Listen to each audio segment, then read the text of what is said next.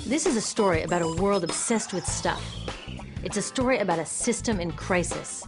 We're trashing the planet, we're trashing each other, and we're not even having fun. The good thing is that when we start to understand the system, we start to see lots of places to step in and turn these problems into solutions.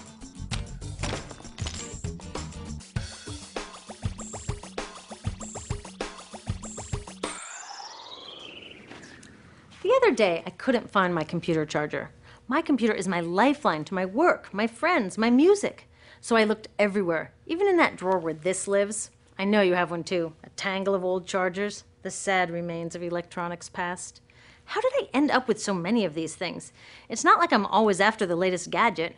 My old devices broke or became so obsolete I couldn't use them anymore. And not one of these old chargers fits my computer. Ugh! This isn't just bad luck, it's bad design. I call it design for the dump. Design for the dump sounds crazy, right? But when you're trying to sell lots of stuff, it makes perfect sense. It's a key strategy of the companies that make our electronics. In fact, it's a key part of our whole unsustainable materials economy. Design for the dump means making stuff to be thrown away quickly. Today's electronics are hard to upgrade, easy to break, and impractical to repair. My DVD player broke and I took it to a shop to get fixed. The repair guy wanted $50 just to look at it. A new one at Target cost $39. In the 1960s, Gordon Moore, the giant brain and semiconductor pioneer, predicted that electronics designers could double processor speed every 18 months. So far, he's been right. This is called Moore's Law. But somehow, the bosses of these genius designers got it all twisted up. They seem to think that Moore's Law means every 18 months we have to throw out our old electronics and buy more. Problem is, the 18 months that we use these things are just a blip in their entire life cycle. And that's where these dump designers aren't just causing a pain in our wallets, they're causing a global toxic emergency.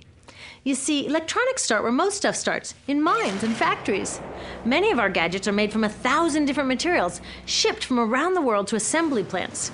There, workers turn them into products using loads of toxic chemicals like PVC, mercury, solvents, and flame retardants. Today, this usually happens in far-off places that are hard to monitor, but it used to happen near my home in Silicon Valley, which, thanks to the electronics industry, is one of the most poisoned communities in the US. IBM's own data revealed that its workers making computer chips had 40% more miscarriages and were significantly more likely to die from blood, brain, and kidney cancer. The same thing is starting to happen all around the world. It turns out the high-tech industry isn't as clean as its image. So, after its toxic trip around the globe, it lands in my hands. I love it for a year or so, and then it starts drifting further from its place of honor on my desk or in my pocket. Maybe it spends a little time in my garage before being tossed out. And that brings us to disposal, which we think of as the end of its life. But really, it's just moved on to become part of the mountains of e-waste we make every year. Remember how these devices were packed with toxic chemicals? Well, there's a simple rule of production. Toxics in, toxics out. Computers, cell phones, TVs, all this stuff is just waiting to release all their toxics when we throw them away. Some of them are slowly releasing this stuff even while we're using them. You know those fat old TVs that people are chucking for high-def flat screens? They each have about 5 pounds of lead in them. Lead, as in lead poisoning. So, almost all of this e-waste either goes from my garage to a landfill or it gets shipped overseas to the garage workshop of some guy in Guiyu, China, whose job it is to recycle it. I've visited a bunch of these so-called recycling operations. Workers without protective gear sit on the ground smashing open electronics to recover the valuable metals inside and chucking or burning the parts that no one will pay them for. So while I'm on to my next gadget, my last gadget is off poisoning families in Guiyu or India or Nigeria. Each year we make 25 million tons of e-waste, which gets dumped, burned, or recycled. And most recycling is anything but green. So are the geniuses who design these electronics actually evil geniuses? I don't think so, because the problems they're creating are well hidden even from them. You see, the companies they work for keep these human and environmental costs out of sight and off their accounting books. It's all about externalizing the true costs of production. Instead of companies paying to make their facilities safe, the workers pay with their health. Instead of them paying to redesign using fewer toxics, villagers pay by losing their clean drinking water. Externalizing costs allow companies to keep designing for the dump. They get the profits and everyone else pays. When we go along with it, it's like we're looking at this toxic mess and saying to companies, you made it, but we'll deal with it. I've got a better idea. How about you made it, you deal with it? Doesn't that make more sense? Imagine that instead of all this toxic e-waste piling up in our garages or in the streets of Guayu, we sent it to the garages of the CEOs who made it.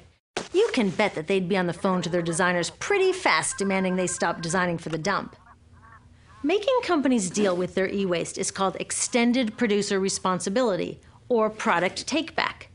If all these old gadgets were their problem, it would be cheaper for them to just design them longer lasting, less toxic, and more recyclable in the first place. They could even make them modular so that when one part broke, they could just send us a new piece instead of taking back the whole broken mess. Already, take-back laws are popping up all over Europe and Asia. In the US, many cities and states are passing similar laws. These laws need to be protected and strengthened. It's time to get these brainiacs on our side. With take-back laws and citizen action to demand greener products, we can start a race to the top, where designers compete to make long-lasting, toxic-free products.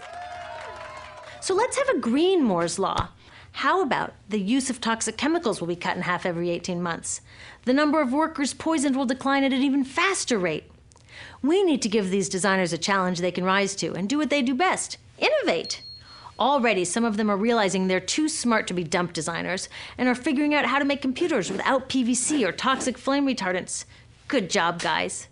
But we can do even more. When we take our e-waste to recyclers, we can make sure they don't export it to developing countries. And when we do need to buy new gadgets, we can choose greener products. But the truth is, we are never going to just shop our way out of this problem, because the choices available to us at the store are limited by the choices of designers and policymakers outside of the store. That's why we need to join with others to demand stronger laws on toxic chemicals and on banning e-waste exports. There are billions of people out there who want access to the incredible web of information and entertainment that electronics offer. But it's the access they want, not all the toxic garbage. So let's get our brains working on sending that old design for the dump mentality to the dump where it belongs, and instead building an electronics industry and a global society that's designed to last.